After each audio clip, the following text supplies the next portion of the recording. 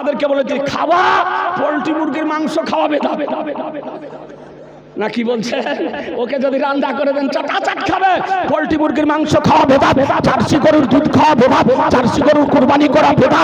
এ বেরাদারান ইসলাম, হাওয়াই জাহাজে চেপে হজ করতে যাওয়া বেদা, কুরবানি না করে কুরবানির টাকা ব্যাংকে জমা করে দেওয়া বেদা, সব বেদা। জাতীয় তরকারি আলু, যাদের সুগার হয়েছে ডায়াবেটিস তারা হয়তো পরহেজ করে, কিন্তু জাতীয় তরকারি এখন বর্তমান আলু। আমেরিকাতে গেলেও পাবে এই আলু খাওয়া বেদা, হাইব্রিড টমেটোর খাওয়া বেদা, আজকে লাফা খাওয়া বেদা, সুংসুঙের শাক খাওয়া বেদা, লালটার শাক খাওয়া বেদা। এ বেরাদারান ইসলাম, সব বেদা। বেদাতের কথা মানে কেউ যদি লিখিতভাবে কোনো বিষয়, কোনো ইমান ও আকীদা সম্পর্কে বা কোনো শরঈ মাসাইল সম্পর্কে জানতে যদি চান, আপনি কাগজে লিখে নাম লিখে দেবেন, ইনশাআল্লাহ আপনার উত্তর দেওয়া হবে। আমার স্নেহাশিস শাইখুল হাদিস মুনাজির আহলে সুন্নাত মুফতি শামসুদ্দিন মেসবাহী সাহাব খুব অল্প সময়ের মধ্যে খুব গুরুত্বপূর্ণ আলোচনা করলেন। একটু সময়ের দরকার ছিল, নাকি বলছেন? আর একটু সময় নিয়ে আলোচনা করলে পরিষ্কার হয়ে যেত বেদাত।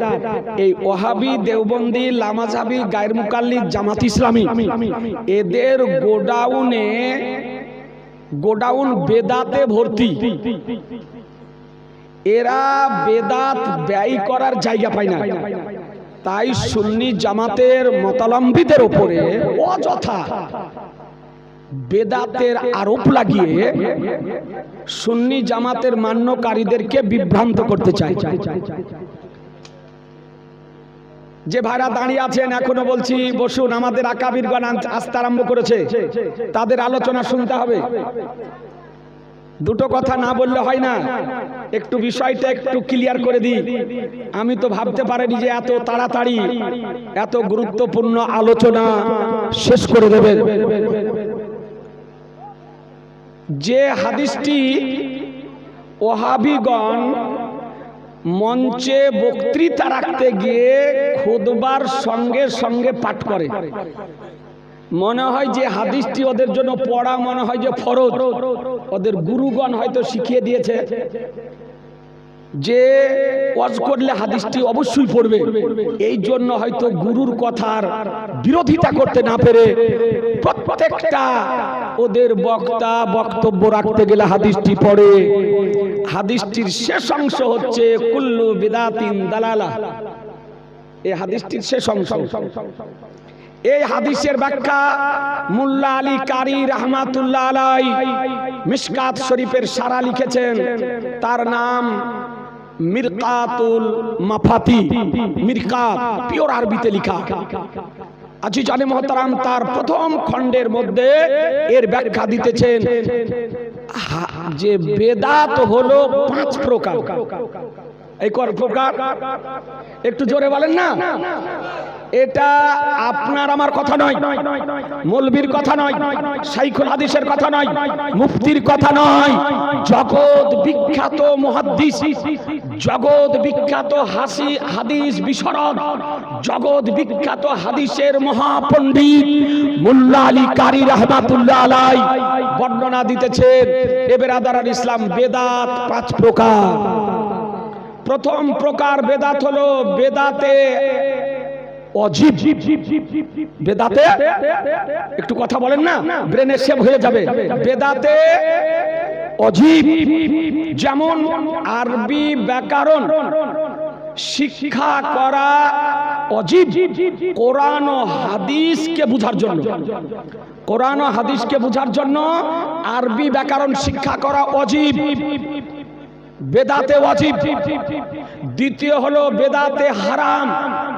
বেদাতে হারাম যেমন কাদরিয়া, জাবারিয়া, মুজাসসামা, এই সমস্ত ভ্রান্ত মতবাদ আবিষ্কৃত হয়েছিল সেই সময়।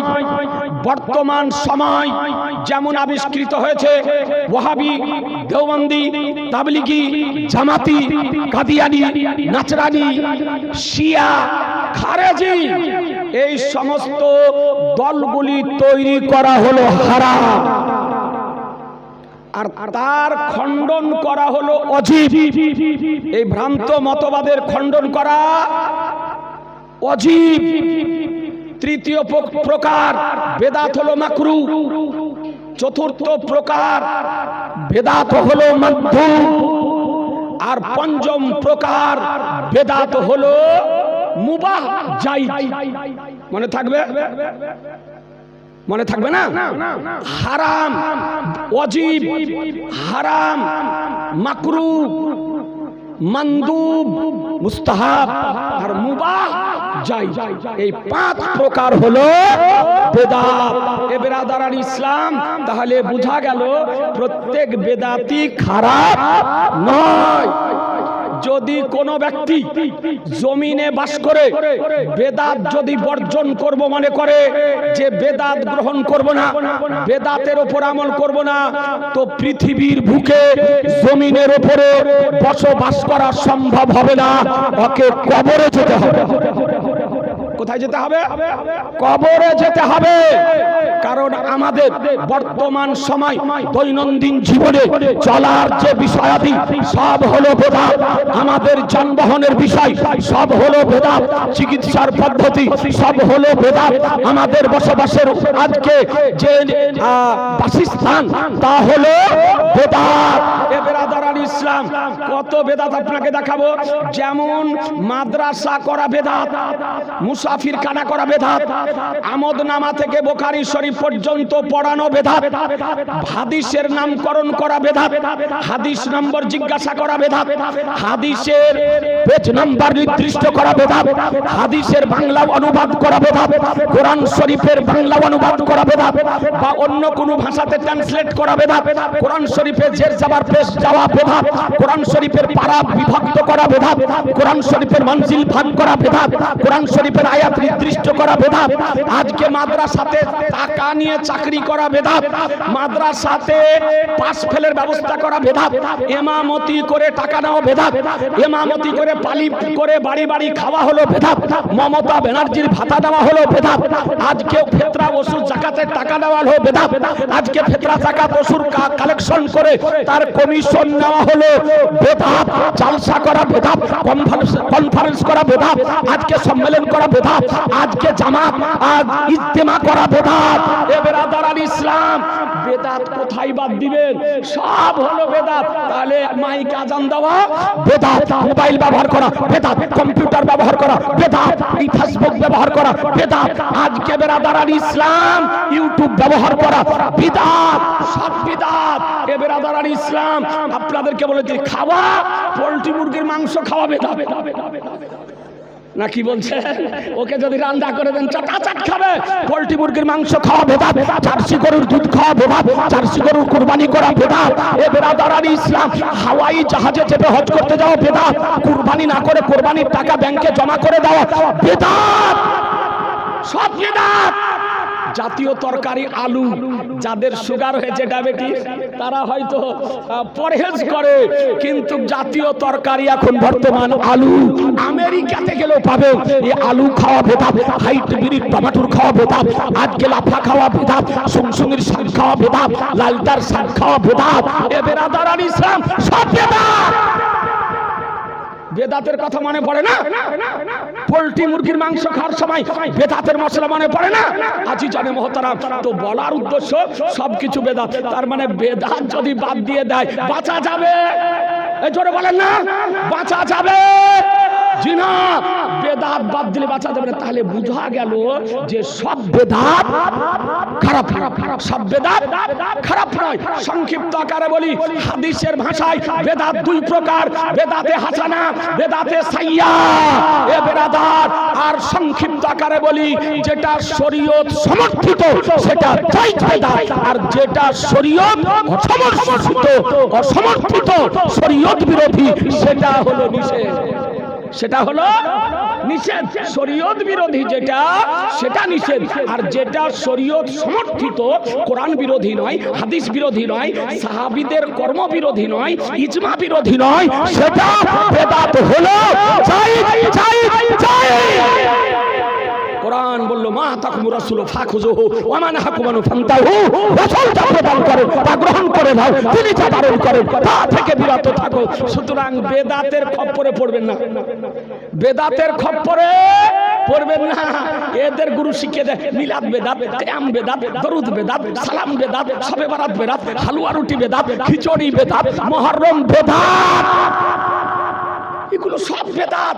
আজি জানে মহতারাম, এগুলির মধ্যে কোনো একটি বিষয় যদি বেদাত হয় তবুও শরীয়ত বিরোধী নয়, কিয়াম করা শরীয়ত বিরোধী নয়, সুতরাং চাই আজকে সালাম করা শরীয়ত বিরোধী নয়, সুতরাং চাই দরুদ শরীফ উচ্চারণে পড়া শরীয়ত বিরোধী নয়, সুতরাং চাই শবে বারাত পালন করা শরীয়ত বিরোধী নয়, সুতরাং চাই মুহররম পালন করা শরীয়ত বিরোধী নয়, সুতরাং চাই হালুয়া খাওয়া শরীয়ত বিরোধী নয়, সুতরাং চাই চোখে চুমা দেওয়া শরীয়ত বিরোধী নয়, সুতরাং আজকে মুহররম পালন করা শরীয়ত বিরোধী নয়, সুতরাং চাই দরুদ শরীফ পালন করা শরীয়ত বিরোধী নয়, সুতরাং চাই আমরা যে কর্মগুলি করি এগুলো শরীয়ত সমর্থিত বিষয়।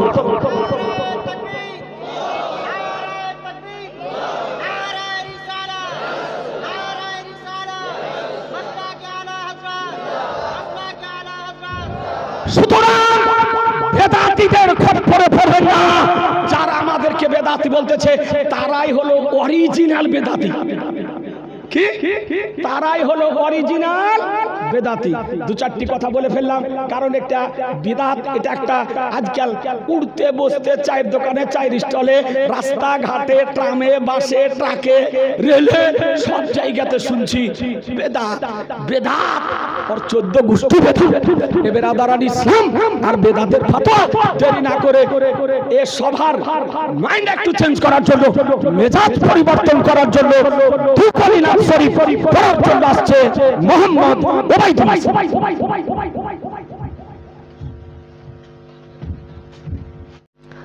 আসুন বেদাত কাকে বলে।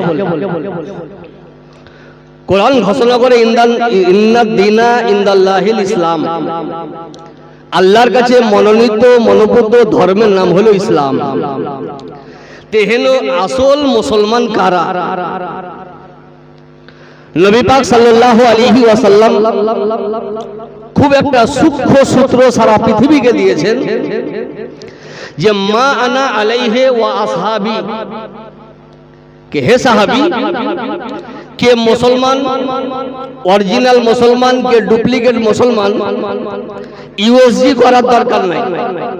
একটা ছোট জিনিস যার কাছে বাবা সে অরিজিনাল মুসলমান, সেটা হলো এই আমি এবং আমার সাহাবী যে দলে হবে তারাই হলো অরিজিনাল মুসলমান। তো নবী ও সাহাবী হবেন যে দলে তারা হলো মুসলমান। এর ব্যাখ্যা কি? তো পিওর সাফি পন্থীর মুফাসসির আল্লামা ইসমাইল হাক্কি আলাইহি রহমা রিদওয়ান তাফসীরে রুহুল বায়ানে উনি ব্যাখ্যা দিয়েছেন সূরা ফাতিহার ব্যাখ্যা দিতে গিয়ে कि आई मिनल इतिकादे वल फेले वल कौले, के जे জামাতের আকীদা সাহাবী ও নবী মোতাবেক হবে, যে জামাতের কর্ম সাহাবী ও নবী মোতাবেক হবে, যে জামাতের কথাবার্তা সাহাবী ও নবী মোতাবেক হবে, এটাই হলো অরিজিনাল মুসলমান। এর বাইরে দুনিয়াতে যত আছে সব নামধারী মুসলমান, আর এরাই হলো অরিজিনাল বেদাতি জামাত।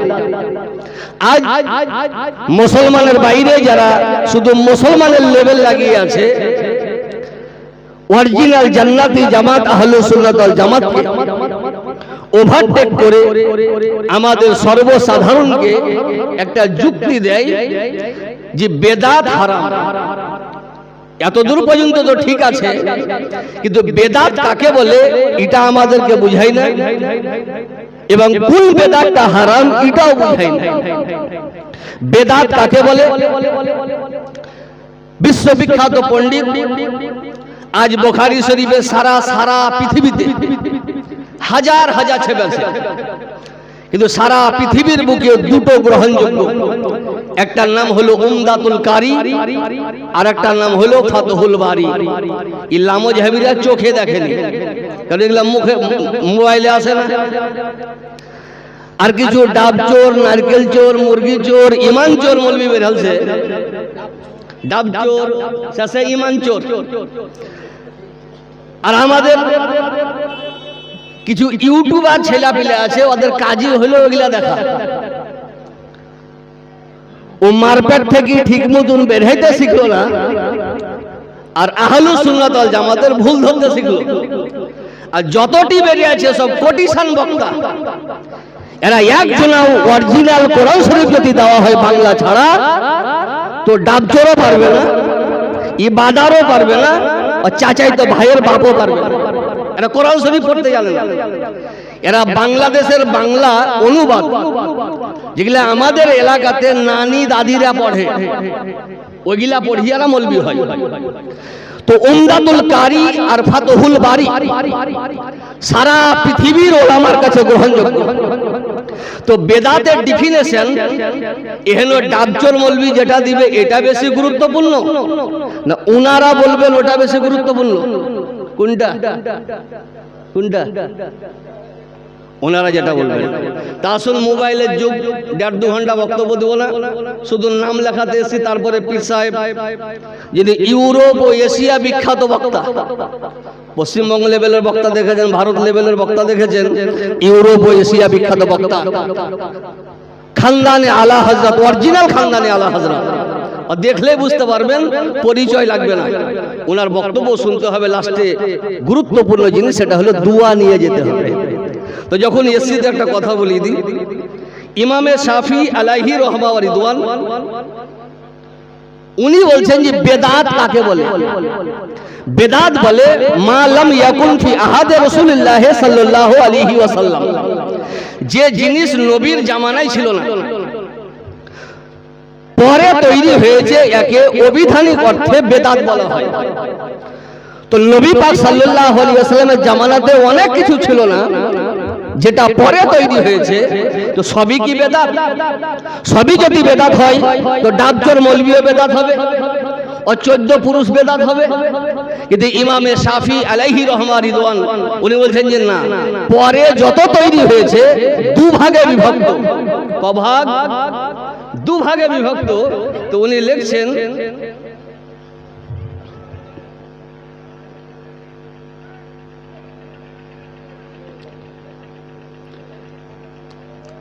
মুহদাসাতুহু, এর ব্যাখ্যা দিচ্ছেন উনি জমউ মুহদাসা, ওয়াল মুরাদু বিহা মা উহদিসা ওয়া লাইসা লাহু আসলুন ফি শারা ইউসাম্মা ফি উরফি শারা বিদআ ওয়া মা কানা লাহু আসলুন ইয়াদুল্লু আলাইহি শারা ফালাইসা বিদআ ফাল বিদআতু ফি উরফি শারা মাজমুমাতুন বিখিলাফিল লুগা ফাইন্না কুল্লা শাইইন উহদিসা লা গায়রি মিসালিন ইউসাম্মা বিদআ সাওয়ান কানা মাহমুদান আও মাজমুমান। এর ব্যাখ্যা দিতে গিয়ে ইমামে শাফি আলাইহি রহমা রিদওয়ান বলেন আল মুহদাসাতু জারবান, নবীর জামানায় ছিল না, পরে তৈরি হয়েছে দু প্রকার। কপ্রকার? দু প্রকার। মা উহদিসা ইখালিফু কিতাবান আও সুন্নাতান আও আসরান আও ইজমান, যেটা পরে তৈরি হয়েছে দেখতে হবে যে হাদিসের খেলাফ কিনা, কোরআনের খেলাফ কিনা, ইজমায়ে উম্মতের খেলাফ কিনা, এটা একটা দিক। আর দ্বিতীয় হলো পরে তৈরি হয়েছে কিন্তু কোরআন মোতাবিক আছে কিনা, হাদিস মোতাবিক আছে কিনা, ইজমা মোতাবিক আছে কিনা, কিয়াস মোতাবিক আছে কিনা। তাহলে পরে যে তৈরি হয়েছে দুটো দেখতে হবে যে কোরআন মোতাবিক আছে কিনা। কোরআন মোতাবিক যদি হয় তো নাম যদিও বেদাত হয় কিন্তু বেদাত ও হারাম বেদাত নয়, ওটা হলো ভালো বেদাত। আর এরা বলছে যত বেদাত সবই খারাপ।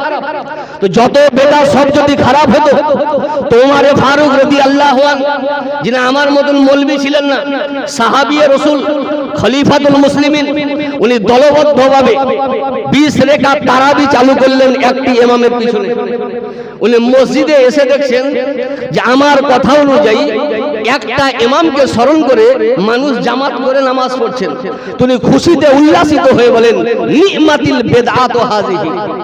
তো সব বেদাত যদি খারাপ হতো তো উনি নি'মাতিল বেদাত মানে অতি উত্তম বেদাত বলতো না।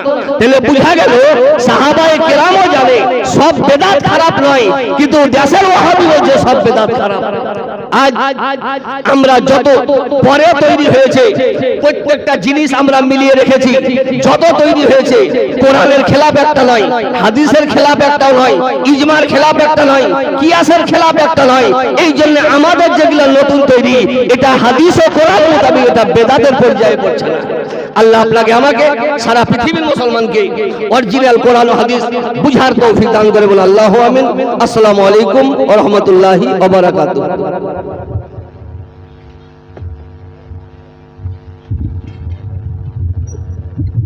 সালাম পাঠ করার বিধান কে দিয়েছেন? আল্লাহ।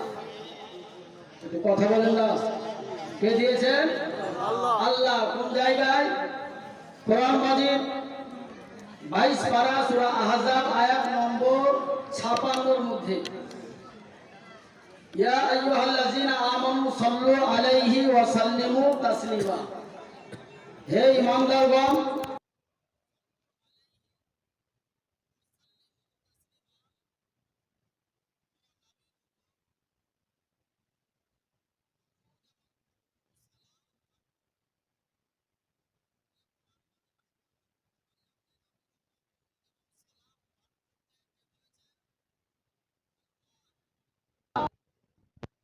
22 পারা সূরা আহজাব আয়াত নম্বর 56 এর মধ্যে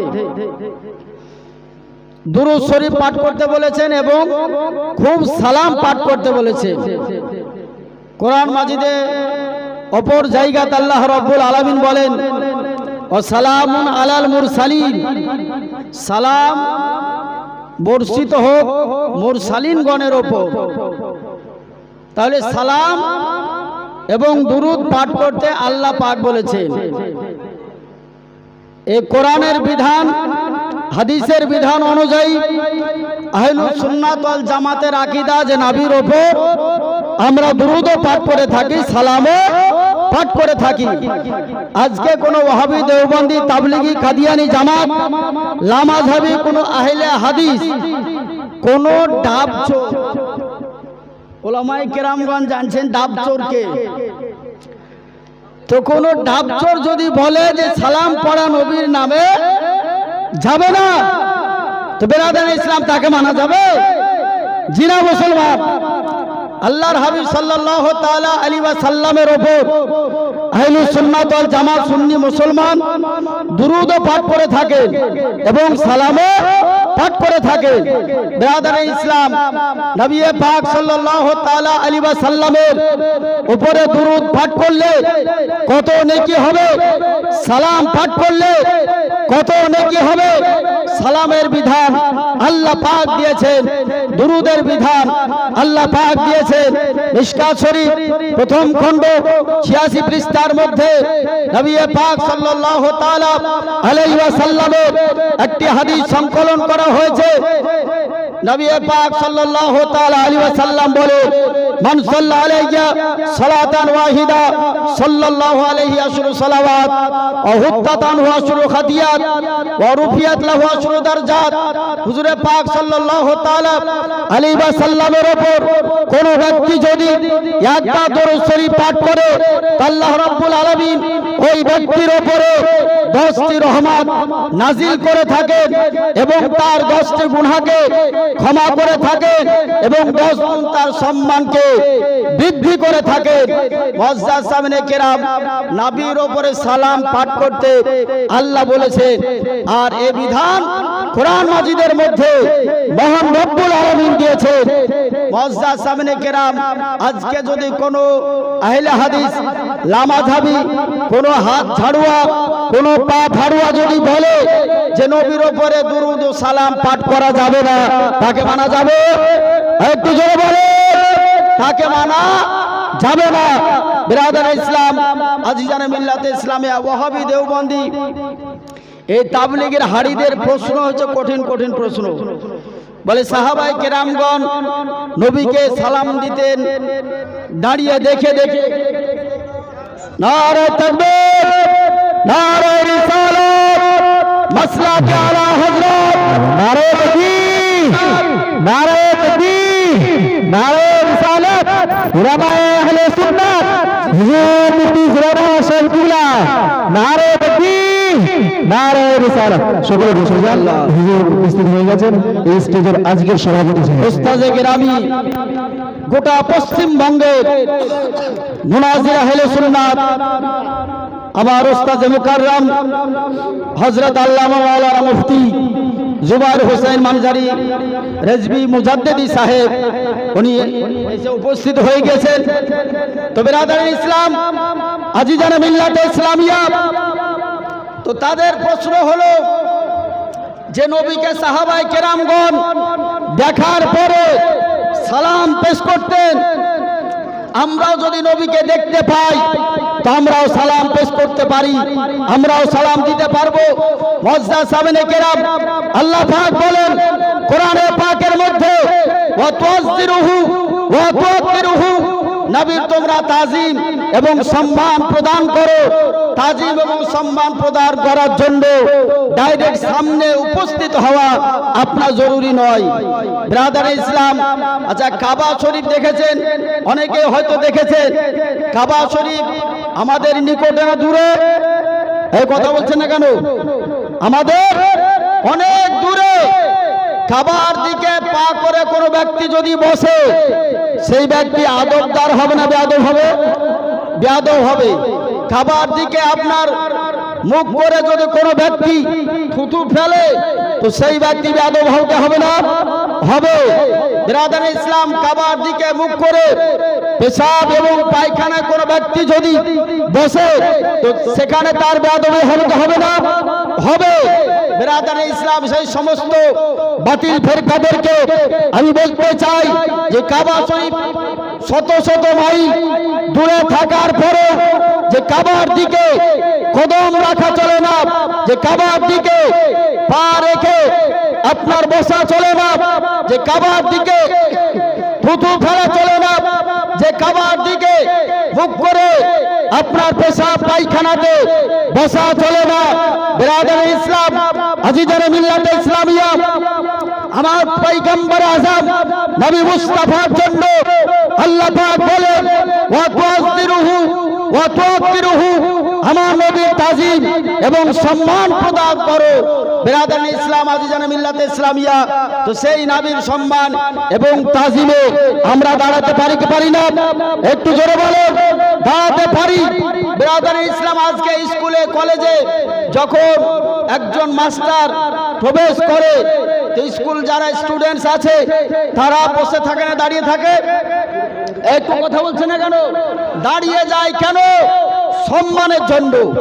একজন হিন্দু মাস্টার যদি স্কুলে প্রবেশ করে, কলেজে প্রবেশ করে, কোন প্রফেসর প্রবেশ করে, তার সম্মানার্থে ছাত্র ছাত্রীরা দাঁড়িয়ে থাকে, সম্মান প্রদান করে। বিরাদার ইসলাম, আমার দয়ার নবী মুস্তাফা, যিনি আজকে বৈজ্ঞানিকের বৈজ্ঞানিক, ডাক্তারের ডাক্তার, পয়গম্বর আযম রাসূলের জন্য আহলুস সুন্নাত ওয়াল জামাত নবীর মহব্বতে আমরা দাঁড়িয়ে সালাম পেশ করি। বিরাদার ইসলাম, আজিজানে মিল্লাতে ইসলামিয়া, বলে নবীর জন্য দাঁড়িয়ে ইয়া নবী সালাম আলাইকা, ইয়া রাসূল সালাম আলাইকা পাঠ করা কোন জায়গাতে বলে নাই। কোরআন মাজিদে আপনি উঠিয়ে দেখুন, নুরুল ইরফানের মধ্যে আল্লামা আহমদিয়ার খান উনি বর্ণনা করেছেন যে নবীর জন্য দাঁড়িয়ে ইয়া নবী সালাম আলাইকা, ইয়া রাসূল সালাম আলাইকা, ইয়া হাবিব সালাম আলাইকা, সালাওয়াতুল্লাহি আলাইকা পাঠ করা জায়েজ, মুস্তাহাব, মুস্তাহসান। বিরাদার ইসলাম, ভারতবর্ষের ফাকিহ আযম হযরত আল্লামা মুফতি আমজাদ আলী আলাইহি রহমত রিদওয়ানকে এ সম্পর্কে একটা প্রশ্ন করা হয়েছিল, জিজ্ঞাসা করা হয়েছিল যে হুজুর, নবীকে দাঁড়িয়ে সালাম পাঠ করা যাবে কি যাবে না?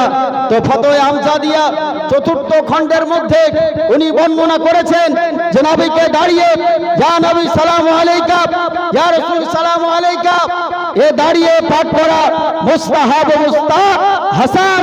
মুআজ্জাজ সামনে কেরাম, কিয়াম করা কোন কোন হাদিস শরীফের মধ্যে আছে? বুখারী শরীফ ২য় খণ্ড ৯২৬ পৃষ্ঠার মধ্যে নবীকে দাঁড়িয়ে কিয়াম করা লেখা রয়েছে। আবু দাউদ শরীফ ২য় খণ্ড ৭০৮ পৃষ্ঠার মধ্যে বাবুল কিয়ামের মধ্যে এই হাদিস শরীফ সংকলন করা হয়েছে। মিশকাত শরীফ ২য় খণ্ড ৪০৩ পৃষ্ঠার মধ্যে নবীকে দাঁড়িয়ে সালাম দেওয়ার কথা লেখা আছে।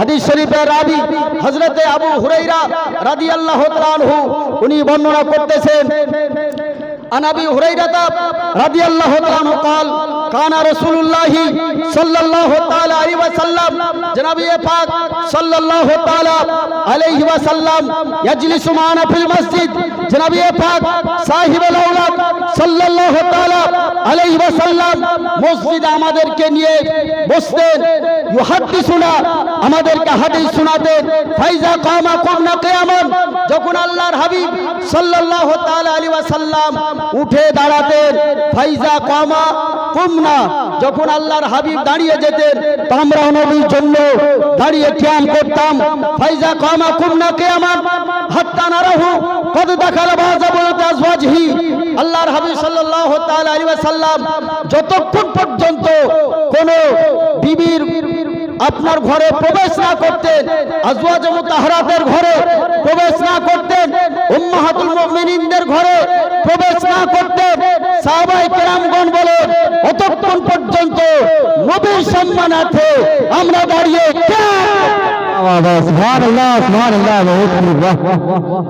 আপনি বুঝতে পারলেন যে হাদিস শরীফের মধ্যে কিয়াম আছে না নাই বলে আছে আজও পর্যন্ত আমার উস্তাদে কেরামি মুনাজির আহলে সুন্নাত আজ 25 থেকে 30 বছর ধরে এই চ্যালেঞ্জ দিয়ে আসছে আজ তার নগণ্য ছাত্র হয়ে আজকে কাপাসডাঙ্গার মাটিতে দাঁড়িয়ে সমস্ত বাতিল ফেরকাদেরকে চ্যালেঞ্জ দিয়ে যেতে চাই যে কিয়ামকে হারাম কিয়ামকে বেদাত বলে হারাম বলে প্রমাণ করা তাদের পক্ষে অতীতেও সম্ভব হয়নি কিয়ামত পর্যন্ত সম্ভব বিরাদরান ইসলাম যাই হোক আবার উস্তাদে গ্রামে চলে এসেছেন ইয়া আইয়ুহাল্লাযীনা আমানু হে ঈমানদারগণ আতিউল্লাহ তোমরা আল্লাহর ইতাআত করো ওয়া আতিউর রাসূল এবং রাসূলের ইতাআত করো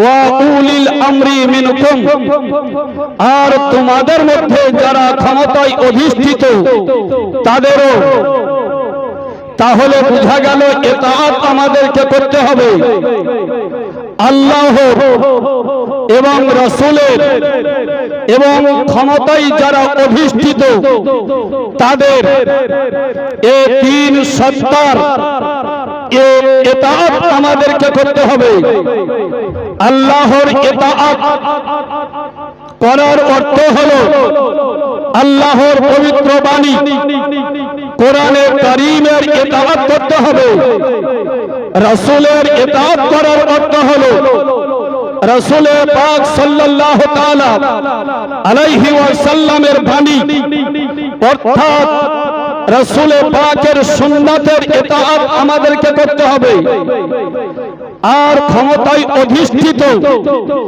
এর ইতাআত করতে হবে ক্ষমতায় অধিষ্ঠিত এর অর্থ কি যারা কোরআন এবং হাদিস থেকে মসলা ইস্তেমবাদ করার ক্ষমতায় অধিষ্ঠিত তাদের ইতাআত করতে হবে ব্রাদার ইসলাম তাফসিরে ভাগবীতে এই আয়াতের ব্যাখ্যায় উলিল আমরের ব্যাখ্যায় অর্থাৎ ক্ষমতায় অধিষ্ঠিত তারা এ সম্পর্কে আল্লামা ভাগবী রাহমাতুল্লাহ আলাইহি এবং আল্লামা খাজিম দুইজনই হলেন শাফিঈ মাযহাবের ব্যক্তি তারা দুইজনই বলেছেন হুমুল ফুকাহা ওয়াল উলামা ক্ষমতায় অধিষ্ঠিত এর অর্থ হলো ফকিহ যারা মুজতাহিদ যারা তাদের ইতাআত করে বিজ্ঞ আলিম যারা তাদের ইতাআত করার কথা আল্লাহ রাব্বুল আলামিন ইরশাদ করেছেন তাহলে বোঝা গেল কোরআনে কারীমের আয়াত থেকে তাফসীরের মাধ্যমে আমরা বুঝতে পারলাম যারা ফকিহ যারা মুজতাহিদ তাদেরকে তাদের ইতাআত আমাদেরকে করতে হবে ব্রাদার ইসলাম এই দুনিয়াতে বহু মুজতাহিদ এসেছেন কিন্তু সকলেই মুজতাহিদে মুতলাক হননি বিশেষভাবে মুজতাহিদে মুতলাক ইমামে আযম সিরাজুল উম্মাহ কাশিমুল উম্মাহ মালিকুল আযম্মা তিরমিজুস সাহাবা ইমামে আবু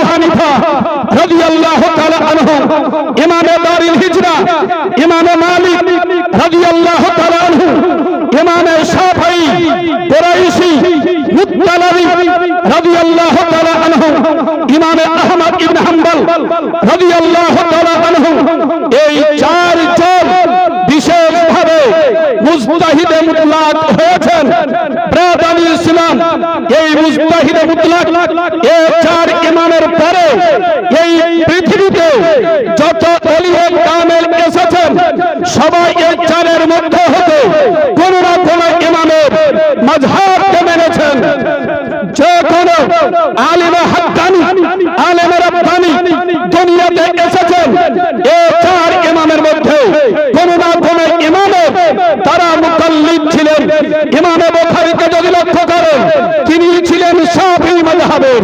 ইমামে মুসলিমকে যদি দেখতে চান তাহলে আপনি দেখতে পাবেন ইমামে মুসলিম তিনি শাফিঈ মাযহাবের মুকাল্লিদ ছিলেন। গাউসুল পাক, গাউসুল সম্মানী, কুতুবে রব্বানী আব্দুল কাদের জিলানী ওয়া গিলানী রাদিয়াল্লাহু তাআলা আনহু হাম্বলী মাযহাবের আনসারী ছিলেন। রাজা হিন্দুস্তান খাজা গরিব নওয়াজ মঈনুল হক মঈনুদ্দিন আজমরি সঞ্জারি রাহমাতুল্লাহ আলাইহি, তিনি একজন হানাফি ব্যক্তি ছিলেন। এই ভারতবর্ষের সরজমিনে যিনি কালা রাসূলুল্লাহ সাল্লাল্লাহু তাআলা আলাইহি ওয়াসাল্লাম এই বাণী সর্বপ্রথম আপনার পঠন পাঠন আরম্ভ করেছেন আব্দুল হক মুহাদ্দিস দেহলভী বুখারী রাহমাতুল্লাহ আলাইহি, যার অবদান ছাড়া ভারতবর্ষের কোন আলিম নিজের সনদকে সম্পূর্ণ করতে সম্ভব হবে না। ওই আব্দুল হক মুহাদ্দিস দেহলভী রাহমাতুল্লাহ আলাইহি একজন কট্টর হানাফি ব্যক্তি ছিলেন। ব্রাদানি ইসলাম, ইমামে বুখারী রাহমাতুল্লাহ আলাইহি তিনি শাফিঈ ছিলেন। ইমামে বুখারী রাহমাতুল্লাহ আলাইহি 6 লক্ষ হাদিস মুখস্থ ছিল। কত লক্ষ ছিল? 6 লাখ হাদিস মুখস্থ ছিল। এর মধ্যে হতে 1 লক্ষ সহিহ হাদিস তার মুখস্থ ছিল। 1 লক্ষ সহিহ হাদিসের হাফেজ ছিলেন ইমামে বুখারী রাহমাতুল্লাহ আলাইহি। তবুও তিনি ইমাম মেনেছেন। তাহলে আমাদের কাছে পরিষ্কার হয়ে গেল যে ইমামে বুখারী ওই 1 লক্ষ সহিহ হাদিসের মধ্যে কোন হাদিসে ইমাম মানা যাবে না এই রকম বিবৃতি ছিল না বলে তিনি ইমামকে মান্য করেছেন। কোন একটা হাদিসে যদি থেকে যেত ইমাম মানা যাবে না, তাহলে ইমামে বুখারী কি ইমাম মানতেন? কোন হাদিসে যদি থাকতো ইমাম মানা চলবে না। ব্রাদারি ইসলাম, ইমামে বুখারী 1 লক্ষ সহিহ হাদিসের মধ্যে কোন হাদিসে ইমাম মানা হারাম, শিরক দূরে থাক, হারামের বিবৃতি ছিল না বলে ইমামে বুখারী হাদিস মেনেছেন। ব্রাদারি ইসলাম, তাহলে বোঝা গেল যে ইমামগণ ইমাম মেনেছেন। তাদের বড় ইমাম যাদেরকে পেয়েছেন ব্রাদারি ইসলাম তাদের তাকলীদ করেছেন। ব্রাদানি ইসলাম এ উমদাতুল কারি, এই কিতাবের লেখক বদরুদ্দিন আইনি রাহমাতুল্লাহি তাআলা আলাইহি, এ বদরুদ্দিন আইনি উমদাতুল কারি 15 খণ্ডে বিভক্ত বুখারী শরীফের ব্যাখ্যা লিখেছেন। 15 খণ্ডে বিভক্ত উমদাতুল কারি বুখারী শরীফের ব্যাখ্যা লিখেছেন। ব্যাখ্যা লেখার পরেও তিনি বলছেন আমি হলাম হানাফি, আমি হলাম হানাফি। তবে বদরুদ্দিন আইনি তিনি বুখারী শরীফ লিখলেন। বুখারীর কোন হাদিস থেকে যদি প্রমাণ হতো মাযহাব মানা চলবে না, তাহলে বদরুদ্দিন আইনি কোনদিন তিনি হানাফি থাকতেন না, লামাযহাবী হয়ে যেতেন। কিন্তু নামাজি বিহান্নি আলহামদুলিল্লাহ বুখারী থেকে তিনি মাযহাব না মানার পক্ষে কোন দলিল দেননি।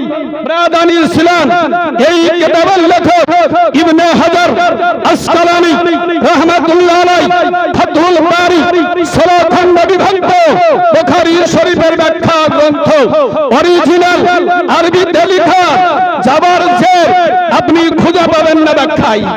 এই ফাতহুল বারী 16 খণ্ড বিভক্ত আরবিতে লেখা ব্রাদানি ইসলাম ইবনে হাজার আসকালানি বুখারী শরীফের কেবল তরজমা নয় ব্যাখ্যা লিখেছেন ব্রাদানি ইসলাম। তবুও তিনি বলছেন আমি শাফি মাযহাবের মুকাল্লিদ। তাহলে বোঝা গেল ইনার নজরে বুখারী শরীফে একটাও হাদিস এই রকম নয় যে মাযহাব মানা চলবে না। ব্রাদানি ইসলাম আজ কিছু মানুষ বুখারী শরীফের তরজমা নিজে করতে পারে না। ওই গুগলে যে তরজমা করা আছে, অ্যাপসে যে তরজমা করা আছে, এই অ্যাপসের মাধ্যমে তরজমা পড়ে সে বলছে আমি কোন মাযহাব মানি না। ব্রাদানি ইসলাম অত আপনাদের নিকটে আবেদন যে মাযহাবের উপরে এতদিন আছেন ওই মাযহাবের উপরে অটল থাকার চেষ্টা করেন। ব্রাদানি ইসলাম আল্লাহ জানো আমাদেরকে হানাফি সুন্নি হানাফি হিসাবে কবুল করেন। এই অবস্থাতেই যেন ইন্তিকাল হয় সুন্নি হানাফি হয়ে যেন খাটলিতে উঠতে পারি, সুন্নি হানাফি হয়ে যেন কবরে যেতে পারি, সুন্নি হানাফি হয়ে হাশরের ময়দানে ইমামে আযমের পেছন পেছন যেন জান্নাতে যেতে পারি। এই আশা আকাঙ্ক্ষা রেখে বক্তব্যের সমাপ্তি ঘোষণা করছি। আসসালামু আলাইকুম।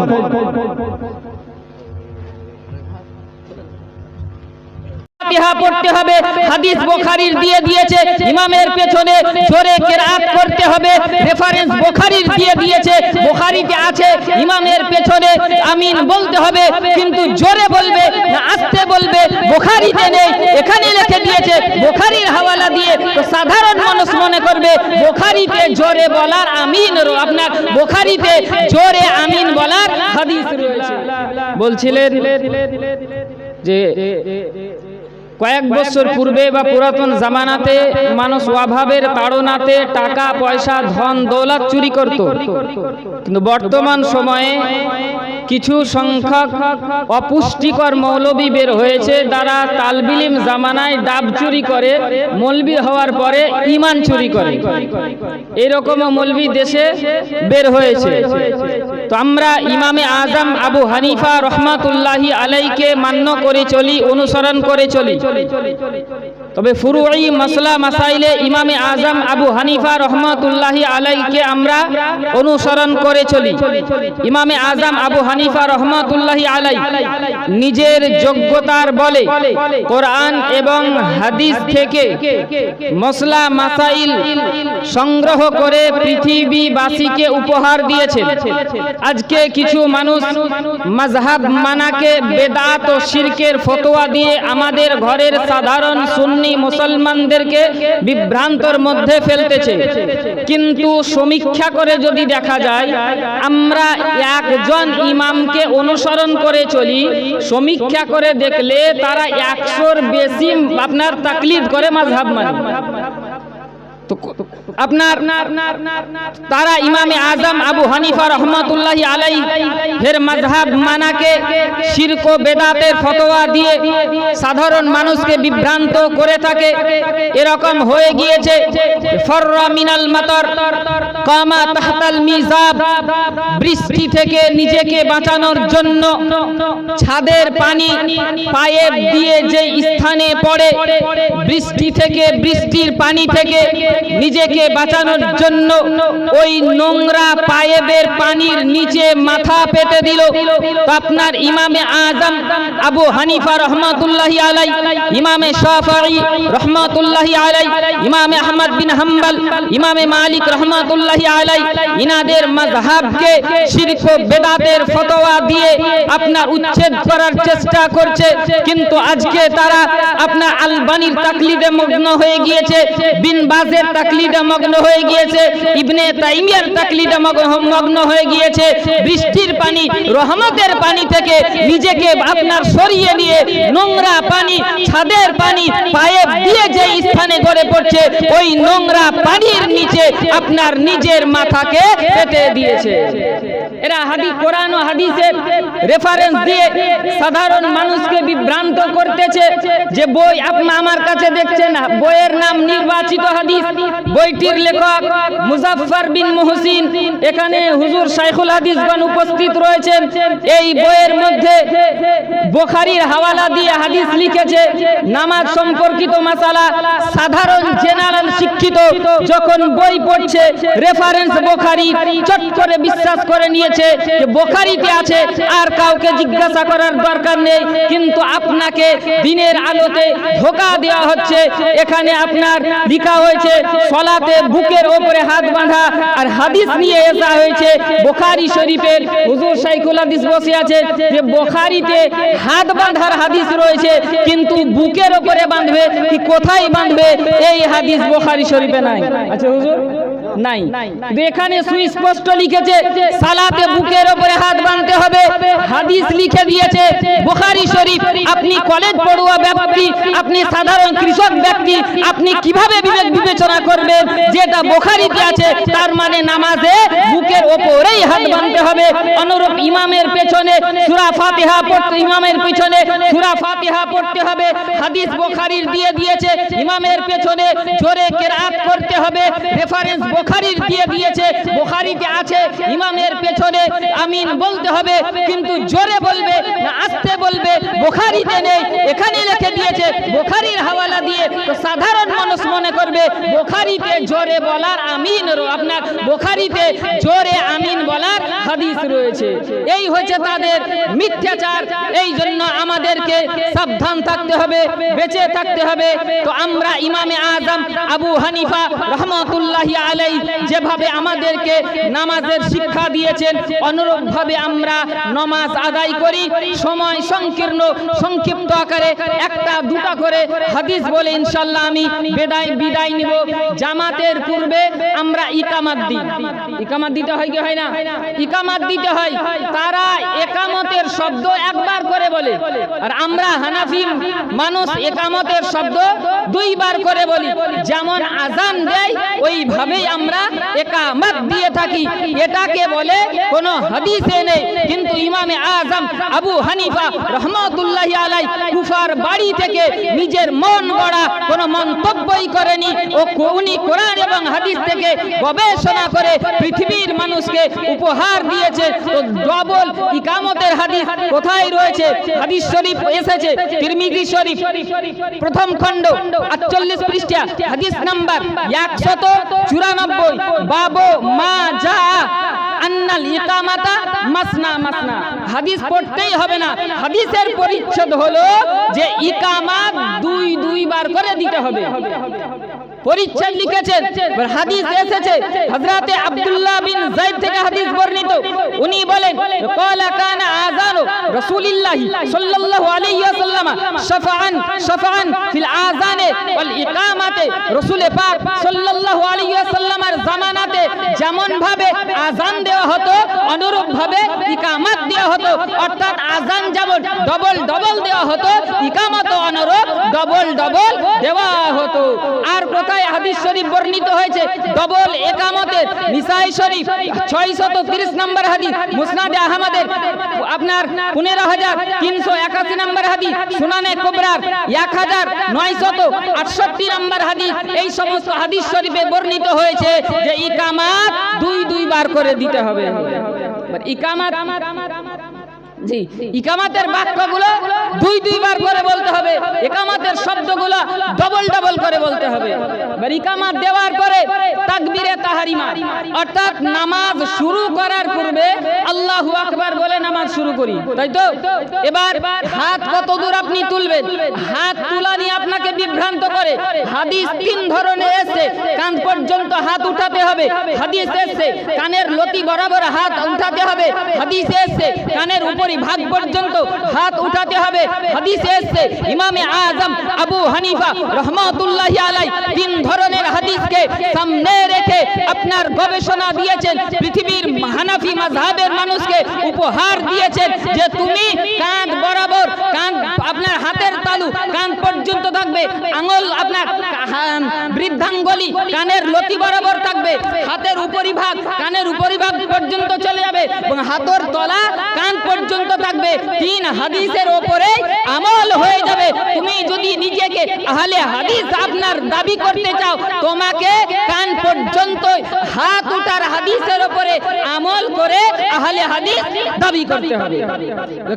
আমরা যেভাবে নামাজের শুরুতে হাত উত্তোলন করি, হাদিস শরীফ বর্ণিত হয়েছে মুসলিম শরীফ প্রথম খণ্ড 168 নম্বর পৃষ্ঠা, আপনার হাদিস নাম্বার 865, আসারুস সুনান হাদিস নাম্বার 131, হাদিস শরীফ বর্ণিত আন মালিক ইবনে খুয়াইরিস আন্না রাসূলুল্লাহ সাল্লাল্লাহু আলাইহি ওয়াসাল্লাম কানা ইযা কাব্বারা রাফা ইয়াদাইহি হাত্তা ইউহাযিয়া বিহিমা উযুনাইহি। মালিক বিন খুয়াইরিস থেকে বর্ণিত, নিশ্চয় আল্লাহ রাসূল সাল্লাল্লাহু আলাইহি ওয়াসাল্লাম কানা ইযা কাব্বারা রাফা ইয়াদাইহি, যখন তাকবীর বলতেন তখন হাত উত্তোলন করতেন। কত দূর উত্তোলন করতেন? হাত্তা ইউহাযিয়া বিহিমা উযুনাইহি, রাসূল পাক সাল্লাল্লাহু আলাইহি ওয়াসাল্লাম কান বরাবর হাত উত্তোলন করতেন। এক riwayate আছে অফি রিওয়ায়াতিন হাত্তা ইউহাযিয়া বিহিমা ফুরুআ উযুনাইহি, অন্য riwayate আছে যে রাসূল পাক সাল্লাল্লাহু আলাইহি ওয়াসাল্লাম কানের লতি বরাবর হাত উত্তোলন করতেন। আরো হাদিস শরীফ বর্ণিত হয়েছে, যেমন আবু দাউদ শরীফ প্রথম খণ্ড 105 পৃষ্ঠা হাদিস নাম্বার 724, নিসাই শরীফ প্রথম খণ্ড 102 পৃষ্ঠা হাদিস নাম্বার 890, আবু দাউদ শরীফ আপনার 105 নম্বর পৃষ্ঠার মধ্যে হাদিস শরীফ বর্ণিত হয়েছে হযরত ওয়াইল ইবনে হুজর রাদিয়াল্লাহু তাআলা আনহু থেকে, আপনার উনি বলতে আছেন যে আমি রাসূল পাক সাল্লাল্লাহু আলাইহি ওয়াসাল্লামের নামাজের দিকে আপনার তাকিয়ে থাকতাম, কাইফা উসাল্লি, যে নবী আমার কেমন ভাবে আপনার নামাজ পড়তেছেন। উনি বলেন ফানাজারতু ইলাইহি, তো আমি নবী পাক সাল্লাল্লাহু আলাইহি ওয়াসাল্লামের দিকে দেখলাম, দৃষ্টিপাত করলাম। ফাকামা, তো নবী নামাজে দাঁড়ালেন, ফাকাব্বারা, নবী আমার তাকবীর দিলেন, ওয়া রাফা ইয়াদাইহি, নবী আমার হাত উত্তোলন করলেন। কতদূর? হাত্তা, মুখে মুখে তওবা পড়ে, নাউজুবিল্লাহ পড়ে, আস্তাগফিরুল্লাহ পড়ে, আর তাদের ইসলাম সম্পর্কে ধারণা, জঘন্য ধারণা একটু শুনে নিন, তারপর আমি আসছি। তারা বলেছে যে নবীর মাতা পিতা জান্নাতি নয়, নাউজুবিল্লাহ বলে। এরকম কথা কোন মাতালের পক্ষে বলা সম্ভব নয়, কোন সাতালের পক্ষে সম্ভব নয়, কোন সুদখোর ঘুষখোর সে ওই ধরনের কথা বলতে পারে না। তাবলীগ আহলে হাদিসের আকীদা হচ্ছে, তাদের ধারণা হচ্ছে ওযু ছাড়া কোরআন ধরা স্পর্শ করা যাবে। নাউজুবিল্লাহ বলে। আরো জোরে ভালো করে শুনেন, কত জঘন্য তাদের ধর্ম, তাদের মতবাদ কত জঘন্য, কত খারাপ। তারা বলেছে দাঁড়িয়ে পেশাব করা যায়, আহলে হাদিসদের মতে দাঁড়িয়ে দাঁড়িয়ে জানোয়ারের মতো পেশাব করা তারা জায়েজ বলেছে। যেগুলো আমি বলছি এগুলো মোবাইলে রেকর্ডিং হচ্ছে, প্রত্যেকটা কথা শুনিয়ে দিব, তারা বলছে দেখিয়ে দিব, টেনশনের কোনো কারণ নেই। তারা বলেছে কবরে খেজুরের ডাল পুঁতা বেদাত। আপনারা কবর দেওয়ার পর, মাটি দেওয়ার পর খেজুরের ডাল বা যে কোনো কাঁচা ডাল পুঁতেন না? পুঁতেন না? আহলে হাদিসের মৌলবীরা বেদাত বলেছে। আহলে হাদিসের মৌলবীরা বলেছে ফরজ নামাজ ও জানাজার নামাজের পর সম্মিলিত মুনাজাত গুনাহের কাজ, পাপের কাজ। নাউজুবিল্লাহ বলেন। ওদের মৌলবীরা বলেছে, ওদের আকীদা, ওদের ধারণা, ওদের বিশ্বাস কি শুনে, ওদের ধর্মটা কত জঘন্য, ওদের আমলগুলি কত ঘৃণিত জঘন্য, সেটা আপনারা বলছি। ওরা বলছে মুমূর্ষ ব্যক্তির পাশে কোরআন পাঠ করা বেদাত। যে মৃত্যু মুখে পতিত হয়েছে তার সম্মুখে আমরা কোরআন শরীফ পাঠ করি। ওরা বলছে কোরআন শরীফ পড়া যাবে না। আহলে হাদিসদের জঘন্য আকীদার মধ্যে একটা আকীদা হচ্ছে যে কোন বাজারে, মানে সবজি বাজারে, মাছের বাজারে, সে লালবাগ হোক আর ভগবান গোলা হোক আর জঙ্গিপুর হোক, বিরাট বড় একটি মাছ যদি বাজারে থাকে আর ওই বাজারে গিয়ে ধনী হওয়া সত্ত্বেও, না সরি, ওই বাজারে গিয়ে যদি ধনী মানুষ ওই মাছকে না কিনে তো সে জাহান্নামে যাবে, নাউজুবিল্লাহ বলবে না। আর গরিব মানুষ যদি কিনে খায় তা গরিব মানুষ জাহান্নামে যাবে, নাউজুবিল্লাহ। হায় রে পাগল বলবি, পাগলা বলবি। আহলে হাদিসদের জঘন্য আকীদা শুনেন। তারা বলছে ধনী হওয়া সত্ত্বেও কুরবানি না করলে কোনো পাপ হবে না, ওদের আকীদা। আহলে হাদিসদের ধারণা, তাদের মতবাদ, তাদের মতাদর্শ, তাদের কত জঘন্য আকীদা শুনেন। তারা বলছে 7 দিনের পরে আকিকা দেওয়া হবে। ওরা বলছে 7 দিনের পরে আর আকিকা দেওয়া হবে না। আমরা ওযুতে ঘাট মাসা করি, ভিজা হাত বুলিয়ে দিই ঘাড়ের উপর ওযুর মধ্যে। ওরা বলছে ঘাড় মাসা করা বেদাত, হারাম, গুনাহ। সবাই মিলে জোরে বলে নাউজুবিল্লাহ, আস্তাগফিরুল্লাহ। এবার শুধু তাড়াতাড়ি বলে যাচ্ছি, আহলে হাদিসদের বক্তব্য হচ্ছে, তাদের মন্তব্য হচ্ছে, তাদের ধারণা হচ্ছে মৃত্যু ব্যক্তির নামে কুরবানি করা যাবে না। আপনারা করেন না? করেন না? করেন না? করেন। ওরা বলেছে গরু ছাগলের মুখ কাপড়ে যদি লেগে যায় তাহলে তাতে নামাজ হবে। মুখ, গরু ছাগলের মুখ, পেচ্ছাপ যদি কাপড়ে লেগে যায় তবু ওই কাপড়ে নামাজ হবে। ওরা বলেছে সহি হাদিস মোট 30,000 মাত্র, নাউজুবিল্লাহ। অথচ একটু আগে শুনলেন যে ইমাম বুখারী রাদিয়াল্লাহু তাআলা আনহু 1 লক্ষ সহি হাদিস মুখস্থ ছিল। 6 লক্ষ হাদিসের মধ্যে 1 লক্ষ সহি হাদিস তার মুখস্থ ছিল। আহলে হাদিসদের ধারণা শুনে তারা বলেছে যে কাঁকড়া, কচ্ছপ খাওয়া যায়, কাচিম ওদের মতে, আর যত নোংরা জিনিস সব ওদের মাঝাবে যায়। ওদের মাঝাবে কাঁকড়া খাওয়া যায়, ওদের মাঝাবে কচ্ছপ খাওয়া যায়, ওদের মাঝাবে কুচিয়া খাওয়া যায়, ওদের মাঝাবে নারী ভুঁড়ি, সিকনা, গিজিরি খাওয়া যায়, ওদের মাঝাবে কালো কাক খাওয়া যায়। মাঝাব যেমন জঘন্য, খাদ্য তেমন জঘন্য। ওরা বলেছে আল্লাহ আরশের উপরে আছে, নাউজুবিল্লাহ। আল্লাহর জন্য উপর নিচে বলা যাবে না, পরে আছে। ওরা বলেছে জুম্মার আজান একটি দিতে হবে। আপনারা কয়টা দেন? ওরা বলছে একটা দিতে হবে। ওরা বলছে চাহারম, চাল্লিশা ও তার খানা হারাম, নাউজুবিল্লাহ বলেন। ওরা বলেছে ব্যাংকে চাকরি করা হারাম। এটা কে বলেছে? আহলে হাদিসের মুরব্বিরা। এটা ওদের মতবাদ, এটা ওদের মত, এটা ওদের ধারণা, এটা ওদের বক্তব্য, ধর্মীয় বক্তব্য যে ব্যাংকে চাকরি করা হারাম। ওরা মা বোনদেরকে ছাড়েনি, ওরা মা বোনদেরকে ছাড়েনি। মা বোনেরা শুনো, আর যাই করো জিন্দেগিতে কোনদিন আহলে হাদিসকে সমর্থন করবে না, আহলে হাদিস হবে না, আহলে হাদিস হতে দেবে না, তোমাদেরকে ছাড়েনি। আহলে হাদিসের মুরব্বিরা বলেছে যে কি বলেছে, মহিলাদেরও কাপড় 3টি। আমরা নাউজুবিল্লাহ বলবো না? আর পুরুষের কাপড় 3খানা আর মহিলাদের 5খানা। ওরা তো কৃপণ বকি। ওরা বলছে মহিলাদেরকে 3খানা কাপড়ের কাফন দিতে হবে।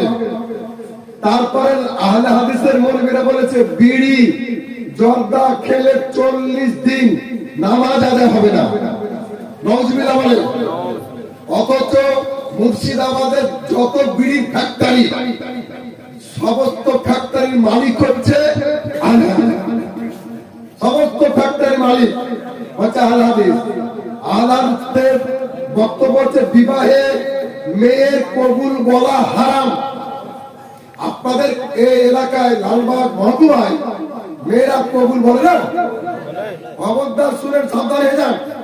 ওরা বলছে মেয়েদের কবুল বলা হারাম। ওরা বলেছে মহিলাদের সাদা স্রাবে ওযু ভাঙবে না।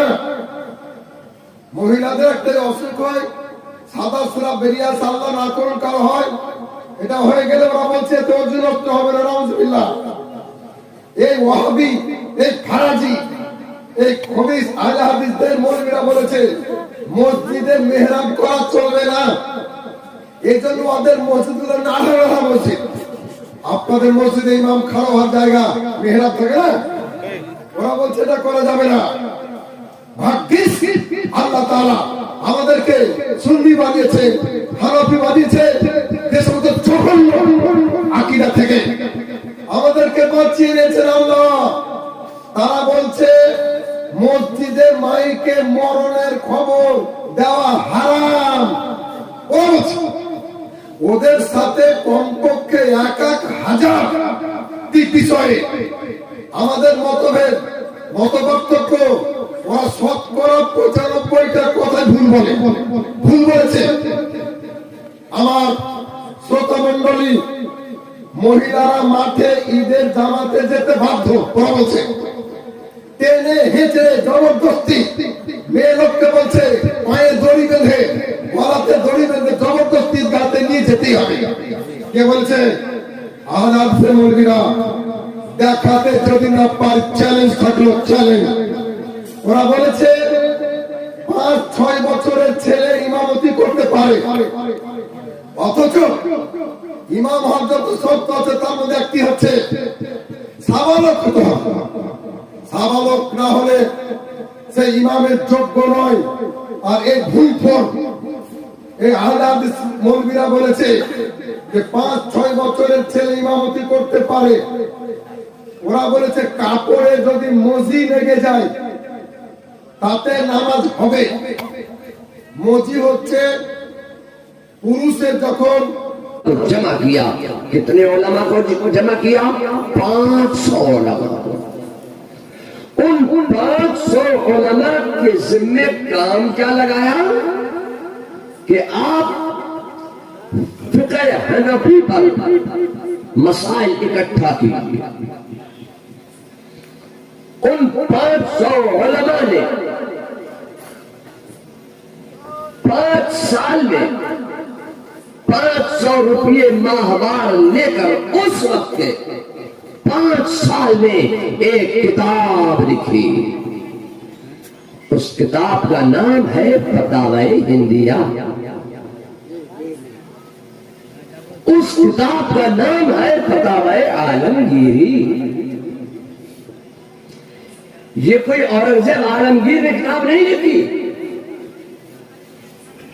उनके कहने पर, उनकी ईमा पर 500 उलमा ने मिलजुल कर 5 साल में 500 रुपया माहवार लेकर एक किताब लिखी, जिसका नाम रखा गया फतावा आलमगीरी, जो किताब 2 जिल्दों पर मुश्तमिल है। 2 जिल्द। अब उसमें कुछ काम हुआ तो वो कुछ किताबें और आगे बढ़ी, मगर मैं आपसे कहना चाहता हूं कि 500 उलमा एक किताब लिख रहे हैं फिक़ह हनफी पर 5 साल में 500 उलमा। मगर बरेली की सरजमीन पर एक मौलाना अहमद रजा नाम का नौजवान, जिनको बाद में अकादरीन उलमा ने और उस वक्त के जय्यद उलमा ने जिनको आला हज़रत कहा, उन्होंने एक थोड़े से वक्त में, थोड़े से अरसे में एक किताब लिखी, जिस किताब का नाम है फतावा रज़विय्या, جو 1 جلد پر نہیں، 2 جلد پر نہیں، 5 جلد پر نہیں، 10 جلد پر نہیں، 15 جلد پر نہیں، 20 جلد پر نہیں، 25 جلد پر نہیں، 30 جلد پر نہیں، 32 جلد پر نہیں، بلکہ 33 جلد پر مشتمل ہے۔ اتنی ضخیم کتاب کہ بڑے سے بڑا پہلوان مل کر بھی اس کتاب کو اکیلا اٹھا نہ سکے، اتنی ضخیم کتاب اعلیٰ حضرت نے لکھی۔ تو میں آپ سے چاہتا ہوں کہ 500 علماء کا قلم ایک طرف ہے اور ایک طرف طلحہ احمد رضا کا قلم ہے۔ جو کام 500 علماء کا قلم کرتا ہے وہی ایک قلم احمد رضا کا کام کر کے دکھا رہا۔ اب فقہ حنفی پر وہ تیار کی گئی کتاب، اب اعلیٰ حضرت کی یہ کوئی ایک ہی کتاب نہیں ہے، اعلیٰ حضرت نے بڑی بڑی ضخیم کتابیں اردو میں، عربی میں، فارسی میں، اور بعض اعلیٰ حضرت کے مسائل استفتاء کے جوابات اعلیٰ حضرت نے انگلش میں بھی عطا فرمائے۔ جو آج بھی فتاوی رضوی، فتاوی افریقہ میں وہ انگلش میں سوال آیا تو انگلش میں جواب، ہندی میں سوال آیا تو ہندی میں جواب، اردو میں سوال آیا تو اردو میں جواب، عربی میں سوال آیا تو عربی میں جواب، اور فارسی میں سوال آیا تو فارسی میں جواب۔ یا اللہ، اعلیٰ حضرت کو اللہ تبارک و تعالیٰ نے کیا علم عطا فرمایا تھا کہ انہوں نے ساری زندگی ادیان باطلہ، فرقہ باطلہ، گستاخان اولیاء، غداران خدا سے دور و نفور رہنے کی تدابیر فرمائی، اور ساری زندگی یہی پیغام دیتے رہے کہ دشمن احمد پہ شدت کیجئے، ملحدوں سے کیا خلافت کیجئے، صرف ٹھہرے جس کے تعظیم حبیب اس برے مذہب پہ لعنت کی۔ ساری زندگی یہی پیغام دیتے رہے وہ اعلیٰ حضرت، جن کے علم و فضل و کمال کو ہم اور آپ کیا جان سکتے ہیں۔ اعلیٰ حضرت اپنے مکان سے تشریف لے جا رہے ہیں عصر کی نماز ادا کرنے کے لیے مسجد، ہاتھ میں پانی کا لوٹا ہے۔ آپ کے تقوی کا عالم یہ تھا کہ وہ مسجد شریف کا پانی بھی استعمال نہیں فرماتے تھے، بلکہ اپنے گھر سے وضو کر کے آتے تھے، اور جب ملنے والوں کی کثرت ہوتی، وقت کم ہوتا، تو اعلیٰ حضرت اپنے گھر سے پانی لے کر آتے اور اپنے گھر کے پانی سے مسجد کے وضو خانے پہ بیٹھ کر وضو فرماتے۔ آج عصر کا وقت ہے، ایسے عالم میں اعلیٰ حضرت کے ہاتھ میں ایک تانبے کا لوٹا ہے، اس میں پانی بھرا ہے، وضو کے لیے جا رہے ہیں، مسجد عصر کی نماز ادا کرنا ہے۔ آپ کے خلفاء تلامذہ معاصرین علماء آپ کے ہمراہ ہیں۔ ایسے عالم میں کسی نے چاہا کہ وہ لوٹا آپ کے ہاتھ سے لے لے، ایک ضعیف العمر کمزور شخصیت کے ہاتھ میں اتنا بڑا وزنی پانی کا لوٹا، تو اعلیٰ حضرت فرماتے ہیں نہیں، یہ وضو کا پانی ہے، اس کو میں اپنے ہاتھوں سے اٹھا کر مسجد تک لے جاؤں گا۔ اعلیٰ حضرت کے تقوی کا عالم یہ تھا کہ وہ وضو کا پانی بھی دوسرے سے اٹھانا پسند نہیں کرتے۔ اب میں آپ سے کہنا چاہتا ہوں کہ اعلیٰ حضرت کے ہاتھ میں پانی کا لوٹا ہے، مسجد جا رہے ہیں، ایسے عالم میں آپ کے خلفاء بھی ہیں، تلامذہ بھی ہیں، معاصرین علماء بھی ہیں، اور عوام اہل سنت بھی ہیں، معززین شہر بھی ہیں۔ ایسے عالم میں ایک رکشہ رکی، اس رکشہ سے گجرات کے 2 آدمی اترے۔ موقع غنیمت جانا کے راستے ہی بھی اعلیٰ حضرت سے ملاقات ہو گئی، دیکھ لیا، زیارت ہو گئی، تو انہوں نے اعلیٰ حضرت کو سلام کیا، دست بوسی کی، قدم بوسی کی، اور ساتھ ساتھ چلنے لگے، اور چلتے چلتے اعلیٰ حضرت سے ایک سوال کر دیا۔ سوال کیا کیا؟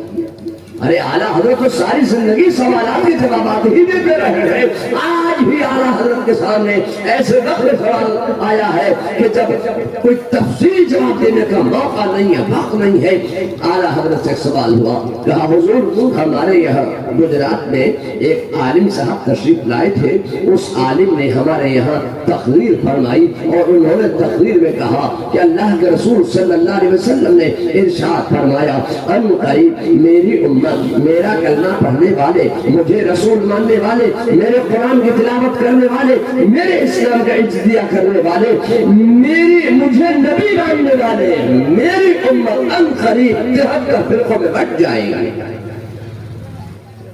फरमाया कि सब के सब जहन्नम में जाने वाले हैं इल्ला वाहिदा, एक के सिवा।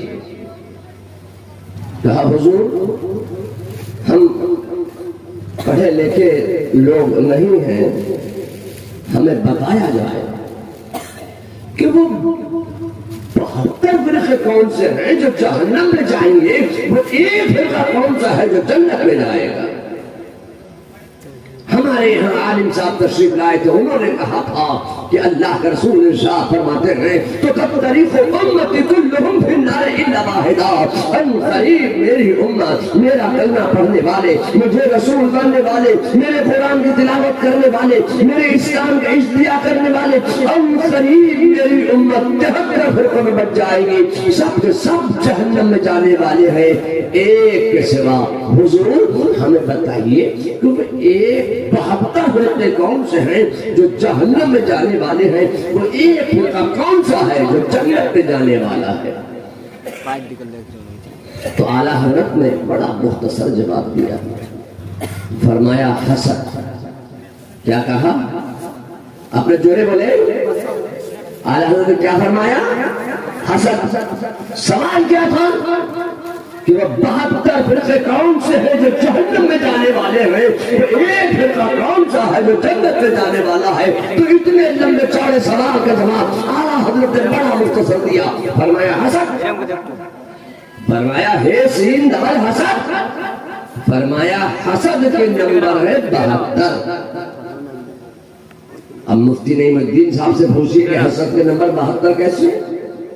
मौलाना जुबैर हुसैन से पूछिए, मुफ्ती अलीमुद्दीन से पूछिए कि हसद के नंबर 72 कैसे है, तो ये आपको बताएंगे। हे के 8, सीन के 60, दाल के 4, 68। फरमाया हसद, फरमाया हसद के नंबर है 72। फरमाया कि जो रसूलुल्लाह की शान बयान करने से हसद करने वाले हैं, जो रसूलुल्लाह का इल्म गैब बयान करने से हसद करने वाले हैं, जो रसूलुल्लाह को हयात नबी कहने से हसद करने वाले हैं, जो रसूलुल्लाह का मीलाद बयान करने से हसद करने वाले हैं, जो रसूलुल्लाह की बारगाह में दुरूद और सलाम के नजराने पेश करने से हसद करने वाले हैं। फरमाया जो हसद करने वाले हैं वो सब जहन्नम में जाने वाले हैं, और जो रसूलुल्लाह से मोहब्बत करने वाले हैं वो सब जन्नत में जाने वाले हैं। अल्लाह अकबर।